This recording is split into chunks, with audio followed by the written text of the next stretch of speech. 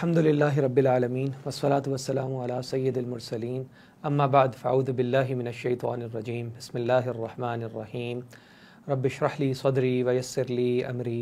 वहलुल उक़दतम मिन लिसानी यफ़क़हू क़ौली वजअल ली वज़ीरम मिन अहली अल्लाहुम्मा फ़क़्हिना फ़िद्दीन अल्लाहुम्मा अरिनल हक़्क़ हक़्क़न वरज़ुक़ना इत्तिबाअह वअरिनल बातिला बातिलन वरज़ुक़ना इज्तिनाबह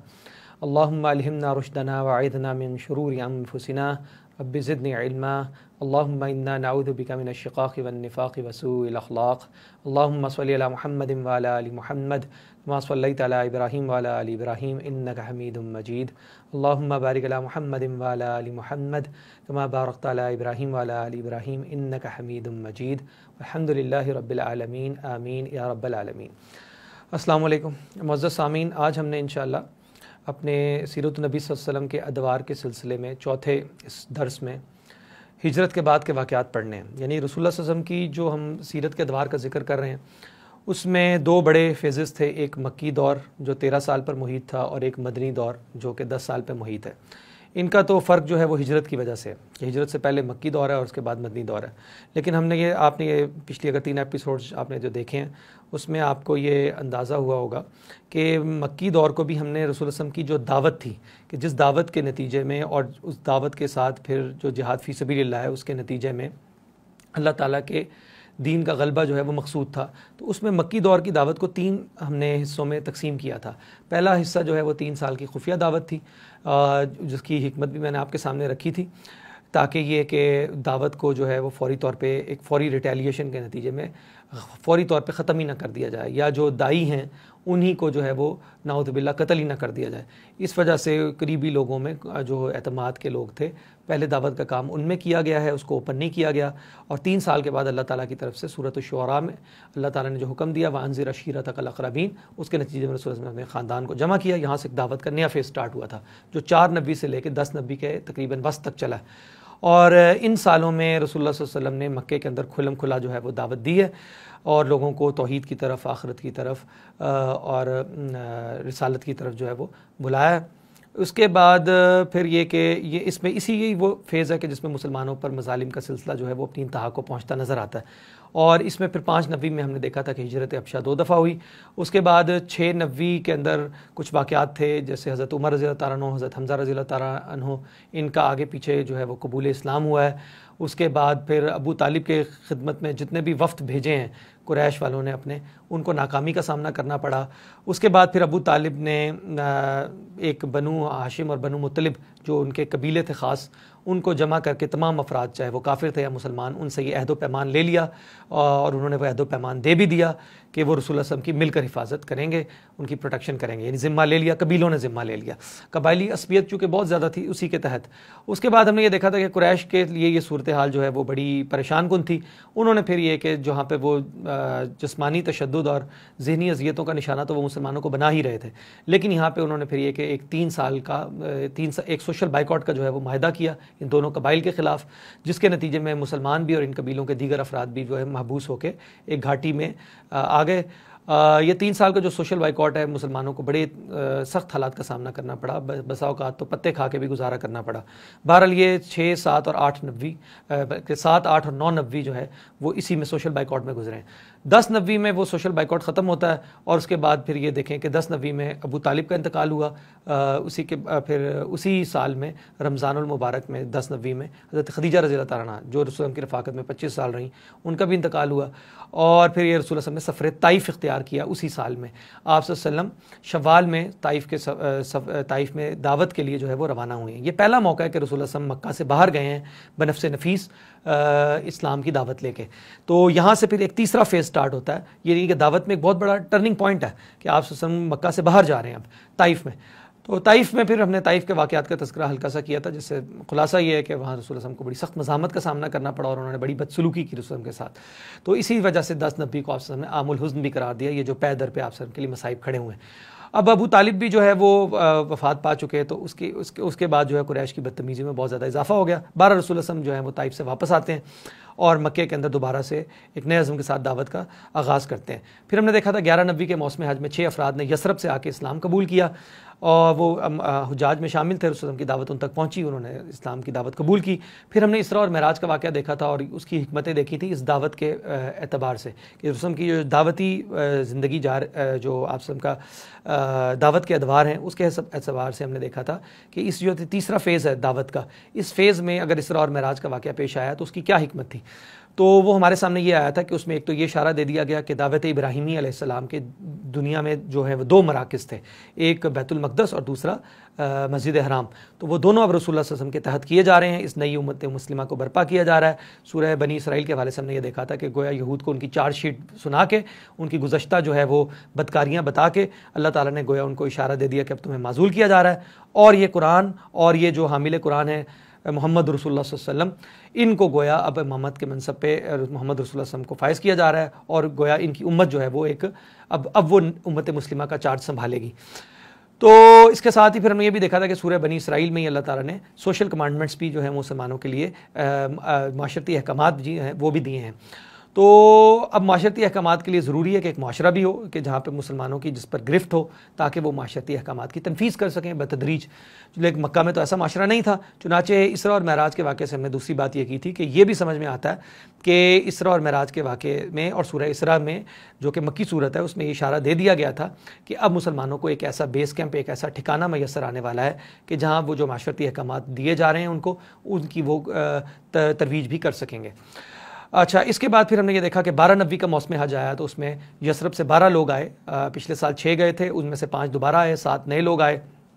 10 کا تعلق خزرج سے تھا، 2 کا اوس سے تھا، انہوں نے آ کے جو ہے وہ اسلام قبول کیا، رسول اللہ کے ہاتھ پہ بیعت کی۔ اس کے بعد یہ لوگ جاتے ہیں تو ان کے ساتھ مصعب بن عمیر رضی اللہ تعالیٰ عنہ جو کہ مکہ کے مکی صحابی ہیں رضی اللہ تعالیٰ عنہ، ان کو جو ہے وہ بھیجا گیا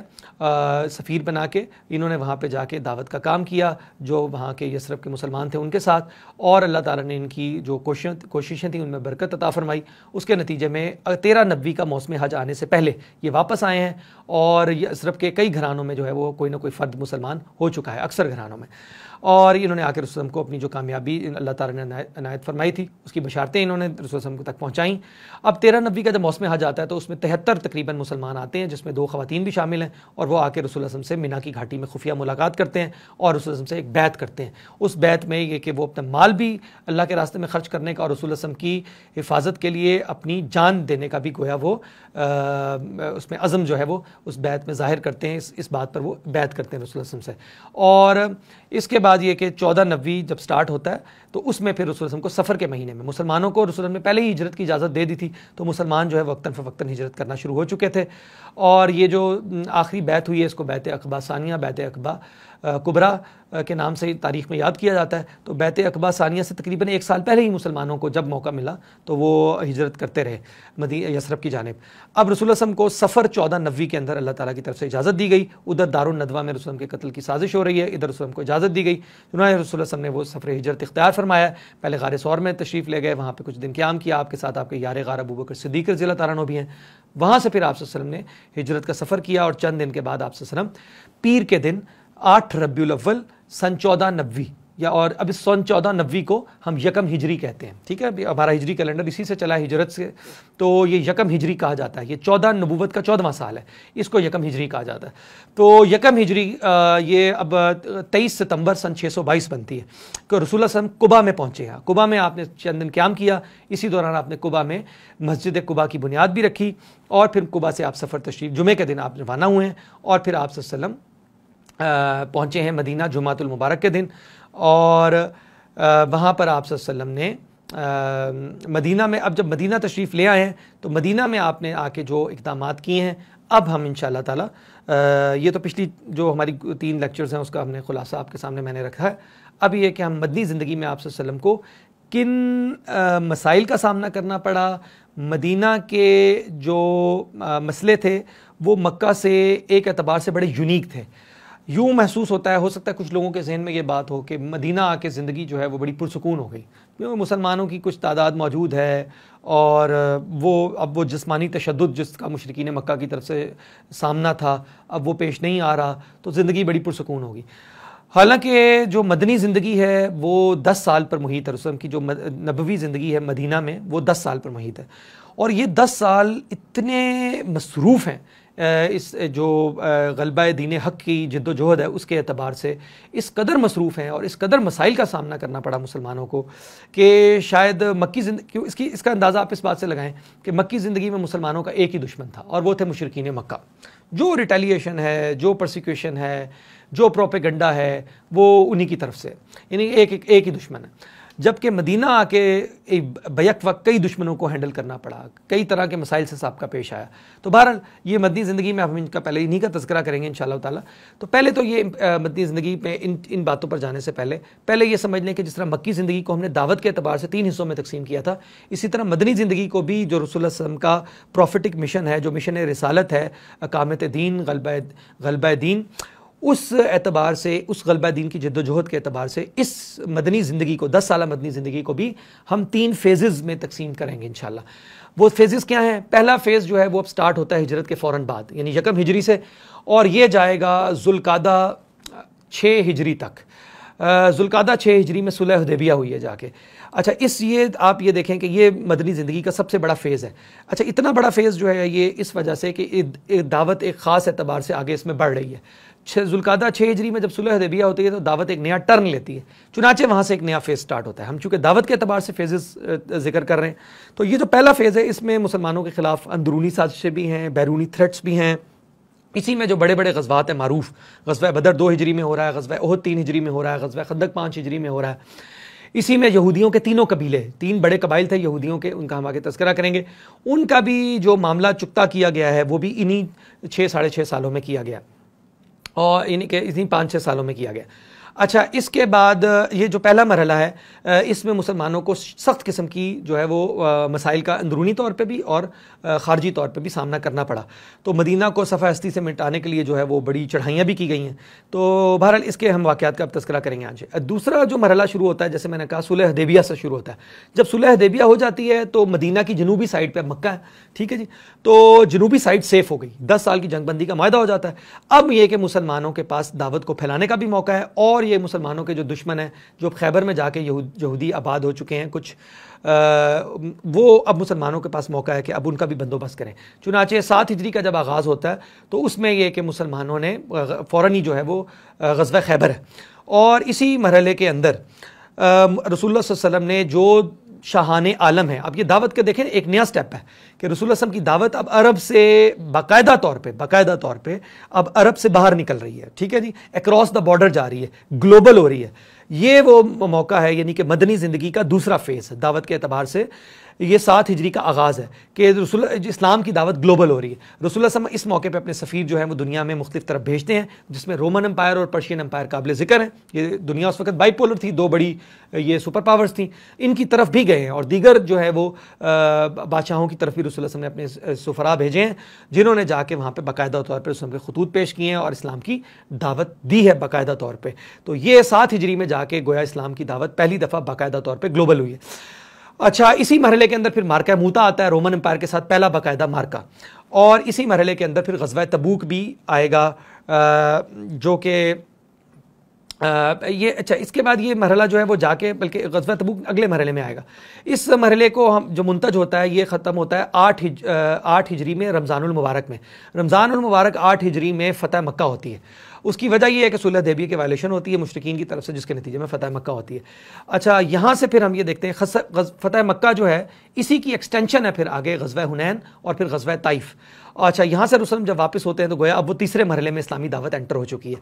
اب اس مرحلے کے اندر پھر رسول کی حیات طیبہ کا آخری غزوہ ہے جو غزوہ تبوک ہے، یہ رومن امپائر کے ساتھ، اس میں رسول بنفس نفیس تشریف لے کے گئے ہیں، اور یہ رسول کی حیات طیبہ کا آخری غزوہ بھی ہے، اور یہ رومن امپائر کو ایک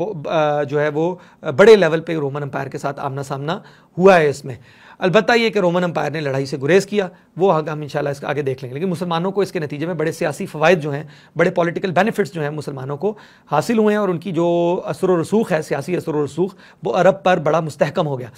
اچھا اسی مرحلے میں پھر جو تیسرا مرحلہ ہے یہی وہ مرحلہ ہے کہ جس کے متعلق گویا قرآن نے کہا ہے وَرَأَيْتَ النَّاسَ يَدْخُلُونَ فِي دِينِ اللَّهِ أَفْوَاجًا کہ اس میں لوگ فوج در فوج اللہ کے دین میں گویا داخل ہو رہے ہیں. اور جیسے کہ اب مدینہ سے ابھی تک مہمات جاتی ہی تھیں لیکن 9 ہجری جب آتا ہے تو اس کو عام الوفود بھی کہا جاتا ہے, وفود کا سال. اس میں جوک در جوک جو ہے وہ مسلمانوں کا جو ہیڈ کوارٹر ہے مدینہ کے اندر, اس میں جو ہے وہ وفود آئے ہیں اور انہوں نے آ کے رسول اللہ صلی اللہ علیہ وسلم سے اسلام کے متعلق دریافت کیا. کئیوں نے اسلام قبول کیا, کچھ نے نہیں بھی کیا, لیکن یہ کہ وفود کی بھرمار ہوئی ہے. اچھا وفود صرف 9 ہجری میں نہیں آئے, آگے پیچھے بھی آتے رہے. بہرحال یہ مرحلہ جو ہے پھر جا کے اختتام, اسی مرحلے میں رسول اللہ صلی اللہ علیہ وسلم نے اپنی حیات طیبہ کا پہلا اور آخری حج, ایک ہی حج آپ نے فرمایا, وہ 10 ہجری میں آپ نے ادا فرمایا. اور پھر یہ مرحلہ ختم ہوتا ہے سن 11 ہجری ربیع الاول میں, جب کہ رسول اللہ صلی اللہ علیہ وسلم اس دنیا سے تشریف لے گئے.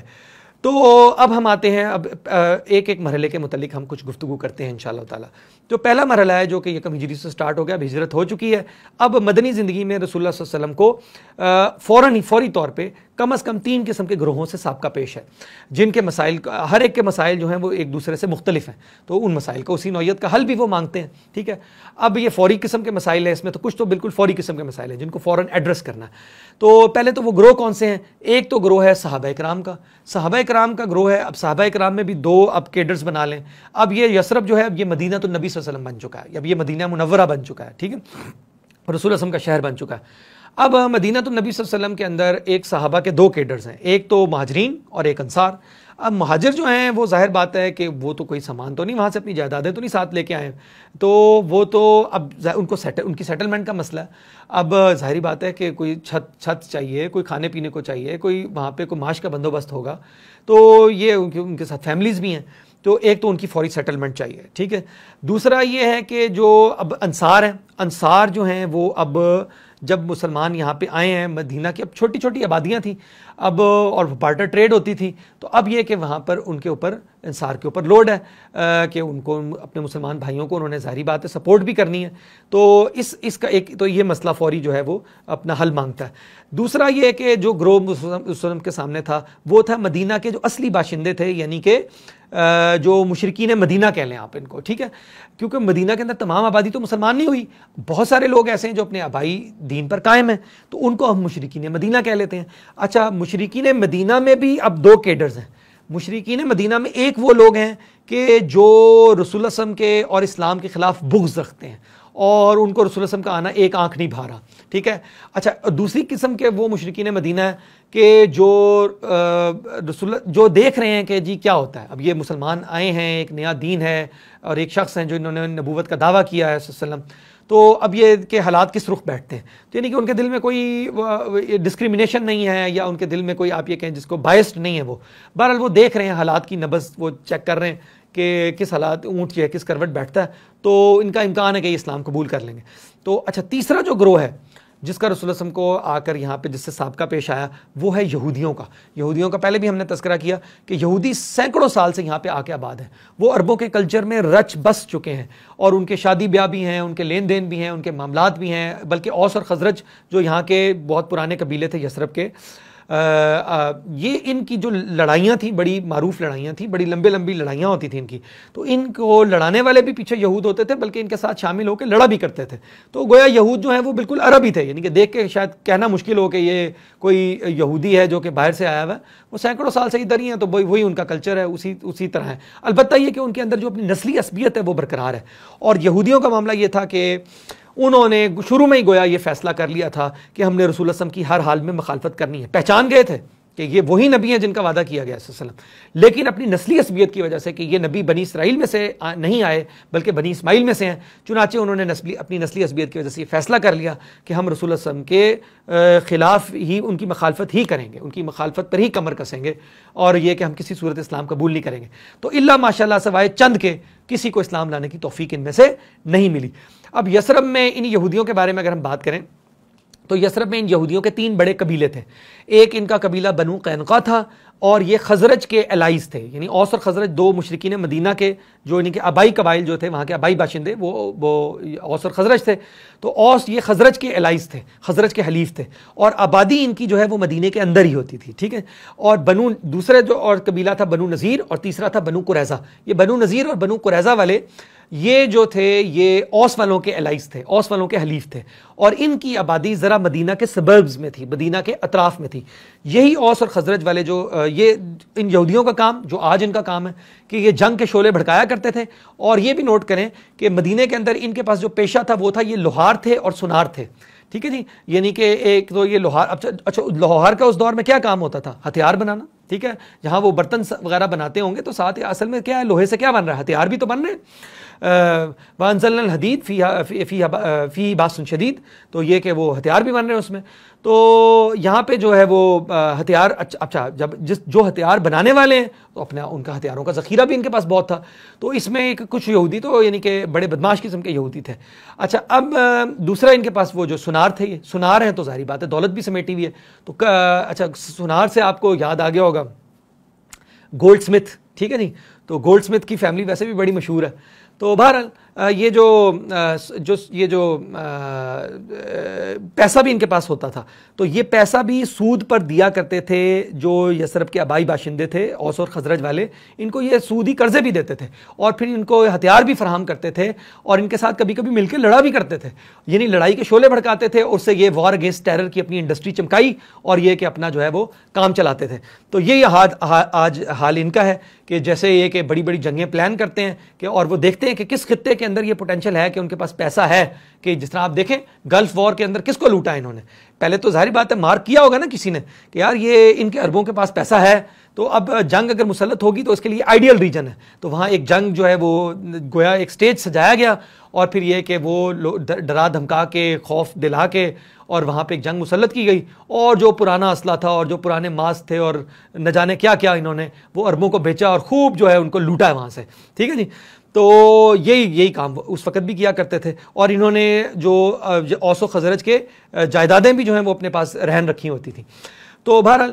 یہ ان کے تماشے تھے وہاں پہ، تو سود خور بھی، اور جناب اسی طرح یہ کہ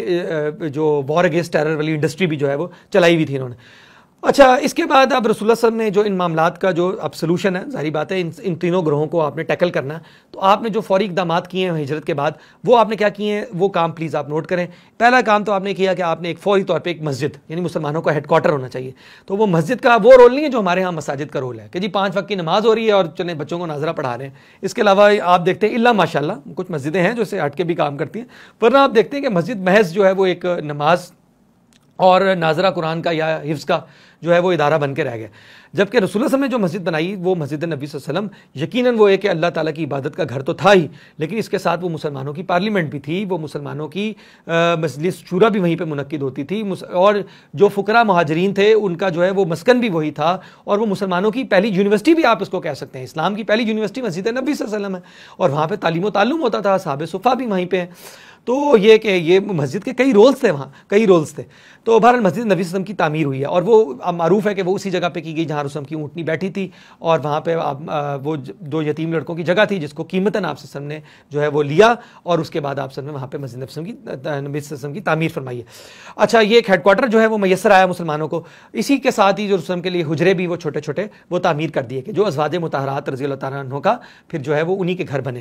اچھا اس کے بعد یہ کہ دوسرا جو امپورٹنٹ کام آپ نے کیا ہے وہ جیسے میں نے کہا تھا مہاجرین کی سیٹلمنٹ کا مسئلہ تھا، تو آپ نے مہاجرین اور انصار کے درمیان ایک مواخات کا معاہدہ کروایا جو مواخات مدینہ کے نام سے مشہور ہے، جس میں آپ کو معلوم ہے کہ انصار اور مہاجروں میں سے ایک انصاری ایک مہاجر کو جو ہے وہ بھائی بھائی بنایا گیا ہے، اور وہ انصاری نے پھر ان کی ذمہ داری لی ہے۔ تو یہ اب ظاہری بات ہے یہ جو معاشی مسئلہ ہوتا ہے بہت بڑا مسئلہ ہوتا ہے، تو یہ کہ اس کی سیٹلمنٹ بہت ضروری ہوتی ہے۔ اچھا اس کے بعد جو تیسرا آپ نے امپورٹنٹ کام کیا جس کے ذریعے سے آپ نے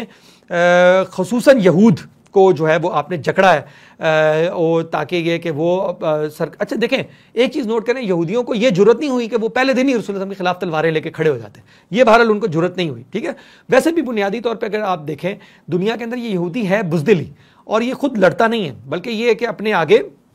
اور قرآن نے بھی یہ ذکر کیا نا یہ عمر کے معاملے میں کس قدر حریص ہیں، لیکن یہ کہ اگر 1000 سال بھی جی لیں گے جانا تو اللہ ہی کے پاس ہے، ٹھیک ہے۔ تو بہرحال یہ کہ اس وقت بھی ان کی جرت نہیں ہوئی کہ رسول اللہ کے سامنے یہ کھڑے ہو جاتے تلواریں نکال کے، البتہ یہ کہ سازشی سام تو ہیں، تو رسول اللہ نے ان کو جکڑنے کے لیے پھر یہ کیا کہ خصوصاً ان کے لیے ایک میثاق مدینہ جو ہے وہ تاریخ میں مشہور ہے، وہ معاہدہ جو ہے وہ کیا گیا ہے، اور اس کی شکوں کو بھی اگر دیکھیں تو اس سے بہرحال یہ کہ اندازہ ہوتا ہے کہ رسول اللہ صلی اللہ علیہ وسلم اور مسلمان جو ہیں بہرحال ایک ہاتھ اوپر ہی ہیں اس سے یہودیوں سے، اور یہودیوں نے بہرحال کچھ دب کر ہی وہ معاہدہ کیا ہے۔ تو مساک مدینہ کے ذریعے البتہ یہ کہ فریقین یعنی کہ مسلمان بھی اور یہودی بھی یہ باؤنڈ ہو گئے کہ وہ مدینہ کے اندر کسی قسم کی انتشار پیدا نہیں کریں گے، اور مدینہ کے اوپر کوئی بیرونی حملہ ہوتا ہے تو یہ مدینہ میں مل کر جو ہے وہ مقابلہ کیا جائے گا، ٹھیک ہے جی۔ تو اور اگر کسی چیز میں اختلاف ہو جائے تو پھر بہرحال یہ ہے کہ فیصلہ جو ہے وہ رسول اللہ صلی اللہ علیہ وسلم ہی اس میں اختلافی مسئلے میں فرمائیں گے۔ تو اس کے بعد اب یہ تو مدینہ کے کچھ اندرونی حالات ہیں جو فوری طور پہ مسلمانوں کو جن سے سامنا کرنا پڑا، گویا یہ آپ یہ کہ مدینہ کا جو انٹیریئر معاملات تھے وہ یہ تھے۔ اب یہ کہ جو مدینہ کا آپ دیکھیں، جو مدینہ کے جو خارجی معاملات ہیں تو اس میں جو مسلمانوں کو سب سے بڑی تھریٹ ہے بیرون مدینہ، مسلمانوں کے سب سے بڑے دشمن وہ کون ہیں؟ وہ مشرکین مکہ ہیں۔ مشرکین مکہ جو ہیں وہ اب سخت قسم کی گویا وہ انگاروں پہ لوٹ رہے ہیں، اور کیونکہ رسول اللہ صلی اللہ علیہ وسلم کو وہ نعوذ باللہ وہ قتل کرنا چاہتے تھے۔ اب انہیں یہ لگ رہا ہے کہ مسلمان بھی نکل گئے ہمارے چنگل سے، البتہ کچھ مسلمانوں کو انہوں نے روک لیا تھا وہاں زبردستی، کچھ کی فیملیز ہیں کہ کچھ کی فیملی آ گئی تو فیملی کا کوئی ممبر روکا ہوا ہے، ٹھیک ہے، زبردستی روکا ہوا ہے انہوں نے۔ لیکن بہرحال یہ کہ مسلمان جو جتنے بھی مسلمان ہوئے تھے ان کی اکثر تعداد جو ہے وہ اب ہجرت کر چکی ہے۔ پہلے کچھ مہاجرین حبشہ جو کہ حبشہ میں موجود ہیں، اور یہ اب مدینہ میں اکثر تعداد جو ہے وہ ہجرت کر کے آ چکی ہے۔ اب رسول اللہ صلی اللہ علیہ وسلم خود وہ نکل آئے ہیں اور اللہ تعالیٰ نے ان کو صحیح سلامت یہاں پہنچا دیا ہے، جبکہ وہ مسلم کو نعوذ باللہ قتل کرنا چاہتے تھے۔ اب یہ کہ ان کو یہ محسوس کیا ہو رہا ہے، دیکھیں دو معاملات ہیں جس کی وجہ سے مشرکین مکہ جو ہیں وہ اب سخت قسم کی ٹینشن میں ہیں۔ وہ ایک معاملہ تو یہ ہے کہ وہ ہے کہ اب یہ مسلمان ہمارے چنگل سے نکل گئے، رسول اللہ صلی اللہ علیہ وسلم بھی نکل گئے، اب یہ اگر کہیں چلے گئے مدینہ میں تو مدینہ ان کو بیس کیمپ مل گیا، اب یہاں پہ بیٹھ کے اگر یہ اسلام کی دعوت کو پھیلاتے ہیں تو ایک بڑی جماعت تیار کرتے ہیں، اس کے نتیجے میں ہو سکتا ہے کہ یہ مکہ کے اوپر حملہ کریں، اور پھر یہ کہ ہمیں سخت جو ہے وہ ہمیں شکست کا سامنا کرنا پڑے، کیونکہ ابھی تک تو انہوں نے مسلمانوں کو کنٹرول میں رکھا ہوا تھا اور دعوت کا کام کھل کے کرنے نہیں دے رہے تھے۔ تو ایک تو ان کو یہ ہے کہ مسلمان ایک بڑی طاقت بن کے تو پھر یہ مکہ پہ حملہ نہ کر دیں، اور یہ کہ ہمیں لینے کے دینے پڑے۔ دوسرا مسئلہ کیا ہے؟ دوسرا مسئلہ ہے پیٹ کا، وہ ہے معاش کا مسئلہ۔ اب انہیں نظر آ رہا ہے کہ ہمارے پیٹ پہ بھی لات پڑ سکتی ہے، کیونکہ آپ کو پتا ہے کہ قریش مکہ کے ٹیرین ایسا تھا کہ وہاں کوئی اتنی زیادہ ظاہری بات ہے کوئی زرخیز زمین تو نہیں تھی، تو اب ان کا جو اصل انحصار تھا وہ تھا تجارت کے اوپر۔ قریش کی جو عیاشی تھی وہ تجارت کے اوپر، یہ جو اللہ تعالیٰ نے سورہ قریش میں بھی کہا ہے لیلافی قریش ایلافیہم رحلۃ الشتاء والصیف، تو یہ کہ قریش کو مانوس کر دیا سردی اور گرمی کے سفر سے۔ تو یہ یمن کی طرف بھی سفر کیا کرتے تھے اور شام کی طرف بھی سفر کرتے تھے، اور ویسے بھی یہ یمن سے اگر چلیں اور مکہ کے ہو کے مدینہ کی جو مغربی سائڈ ہے اس کی طرف سے ہوتے ہوئے تو اوپر چلے جائیں شمال کی طرف، تو یہ بڑی معروف جو ہے وہ تجارتی راستہ تھا۔ اچھا، تو قریش کی ٹریڈ ہوتی تھی۔ اب جو شام کا ان کا تجارتی راستہ ہے وہ مدینہ سے مغربی کچھ فاصلے پہ جو ہے وہ مغربی سائڈ سے ہو کے جا رہا ہے، تو اب ان کو یہ نظر آ رہا ہے کہ یہ کہیں مسلمانوں نے اگر طاقت بن گئے تو مدینہ کے پاس سے جو ہم نکلتے ہیں، مدینہ کی مغربی جانب سے ہمارا جو ساحلی راستہ ہے، تجارتی جو ہمارا روٹ ہے، ٹریڈ روٹ ہے، تو اس کو مسلمان کہیں انٹرسیپٹ نہ کرے تو ہمارے تو تجارتی قافلوں پہ جو ہے وہ لٹ جائیں گے ہم تو، اور تو ہماری تو لائف لائن ختم ہو جائے گی وہاں سے۔ تو اب یہ بھی ان کو نظر آ رہا ہے، چنانچہ اب یہ چاہ رہے ہیں کہ کوئی فوری طور پہ جو ہے وہ اقدامات کیے جائیں۔ چنانچہ انہوں نے اب کیا کرا، اب یہ ذرا آپ یہ اسی توجہ طلب باتیں ان کو آپ نے غور سے سننا۔ یہ دیکھیں، یہ گویا قریش کی چارج شیٹ بھی ہے۔ اب انہوں نے یہ ہے کہ دیکھیں بیرون اب یہ طرح طرح کی سختیاں اور مظالم تو یہ پہلے مسلمانوں پہ کر چکے ہیں 13 سال کے مکی دور میں۔ انہوں نے نفسیاتی ہتھ کنڈے بھی آزمائے ہیں، پروپیگنڈا بھی کیا ہے، اسلام کی دعوت کے خلاف شکوک و شبہات بھی پیدا کیے ہیں، لوگوں کو الجھایا بھی ہے، اور جسمانی پرسیکیوشن تو دبا کے کی ہے انہوں نے، حتیٰ کہ رسول اللہ صلی اللہ علیہ وسلم کو بھی انہوں نے جو ہے وہ آپ صلی اللہ علیہ وسلم کو بھی قتل کرنے کی کئی اٹیمپٹس کی ہیں ایکچولی، ٹھیک ہے جی۔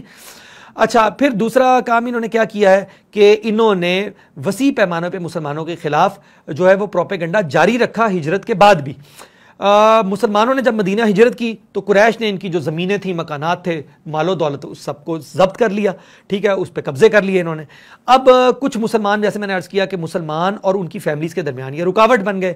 اچھا، اگلی بات کیا ہے کہ جو مسلمان ان کے ہتھے چڑھے ہجرت کے دوران میں، یا یہ کہ ہجرت کرنے کی کوشش میں، ان کو انہوں نے قید کر کے اذیتیں بھی دیں۔ اچھا، اسی طرح پھر ان کی ایک اور جو چارج شیٹ کا اگلا چارج کیا ہے ان کا، کہ انہوں نے اسلامی دعوت کے جو سربراہ ہیں محمد رسول اللہ صلی اللہ علیہ وسلم، ان کو قتل کرنے کی کوشش بھی کی، یعنی کہ بہت بڑا جرم ہے یہ۔ اچھا، اس کے بعد انہوں نے بڑا گھناؤنا سیاسی کردار ادا کیا۔ ان کا جو پولیٹیکل رول تھا بڑا ہی نیگیٹو پولیٹیکل رول تھا۔ انہوں نے کیا کیا کہ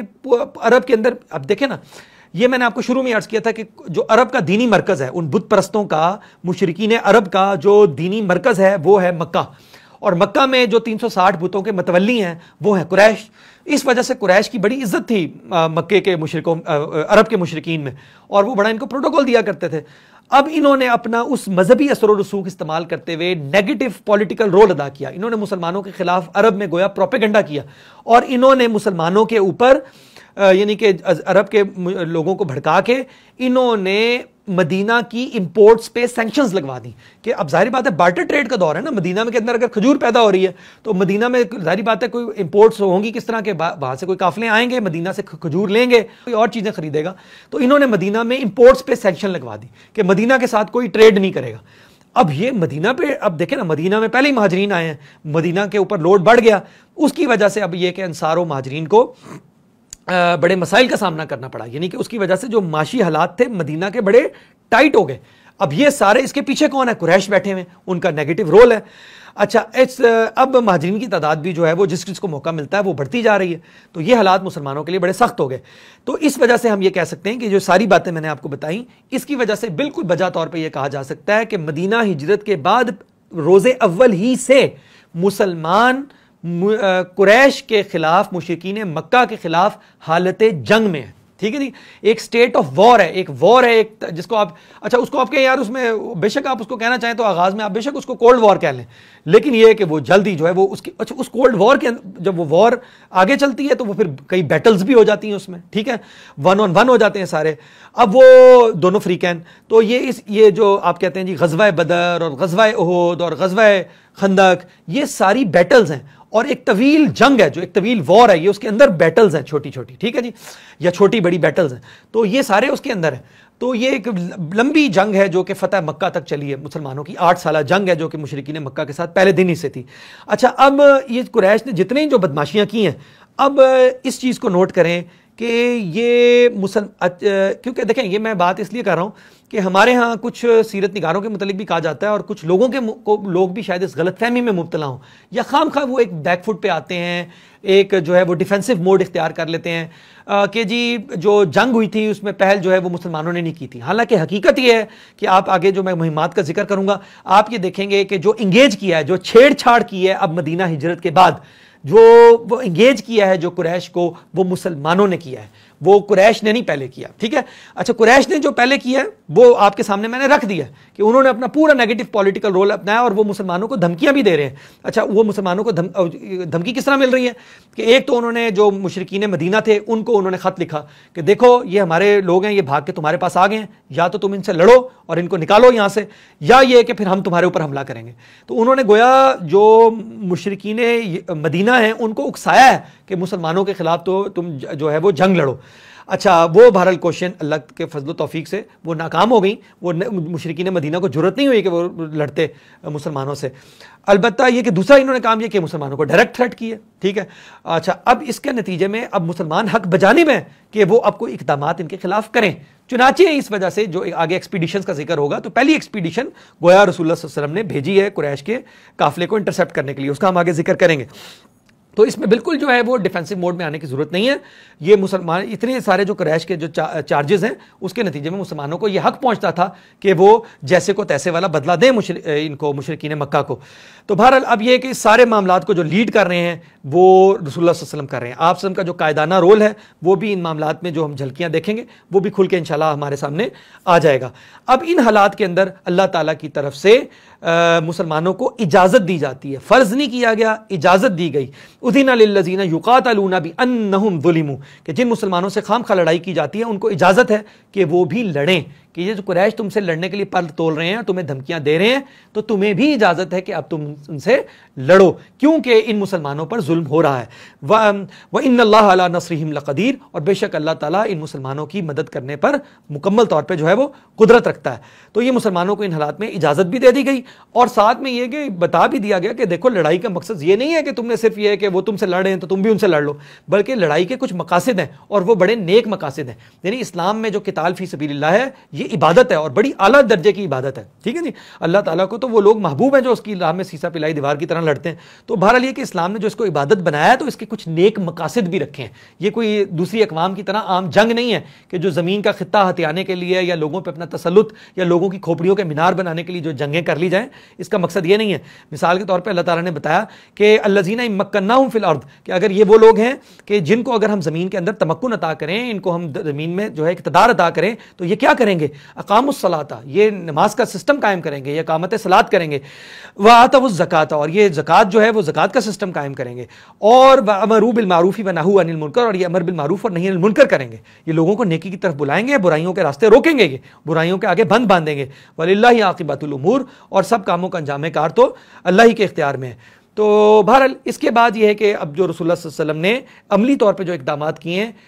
جس میں آپ صلی اللہ علیہ وسلم نے قریش کے قافلوں کو انٹرسپٹ کیا ہے اور آپ صلی اللہ علیہ وسلم نے گویا ان کو میسج دینے کی کوشش کی ہے، دیکھو یہ تمہاری جو تجارتی گزرگاہ ہے، یہ جو تمہاری لائف لائن ہے، یہ اب مسلمان اس پر نگاہ رکھے ہوئے ہیں. تو یہ تم جو مسلمانوں کو مسلسل دھمکیاں دے رہے ہو اور مدینے کے خلاف پروپیگنڈا کر رہے ہو اور مدینے کے خلاف نیگیٹو پولیٹیکل رول پلے کر رہے ہو، اس سے تم باز آ جاؤ، ہوش کے ناخن لو. اور مقصد کیا ہے کہ قریش ہوش کے ناخن لیں، اور اگر مسلمانوں سے کوئی معاہدہ وغیرہ کرنا چاہتے ہیں تو کر لیں. تاکہ اصل کام کیا ہے؟ اصل یہ کہ اسلام کی دعوت، تو مسلمانوں کو رسول اللہ صلی اللہ علیہ وسلم کو یہ موقع میسر آئے کہ وہ اسلام کی دعوت دل جمعی کے ساتھ پھیلا سکیں. تو بہرحال رسول اللہ نے جو عملی اقدامات کیے ہیں اس کا ذکر انشاءاللہ ہم اپنے سیرت النبی صلی اللہ علیہ وسلم کے ادوار کی اگلی ایپیسوڈ میں کریں گے. سبحانک اللہم و بحمدک، نشہد ان لا الہ الا انت، نستغفرک و نتوب الیک.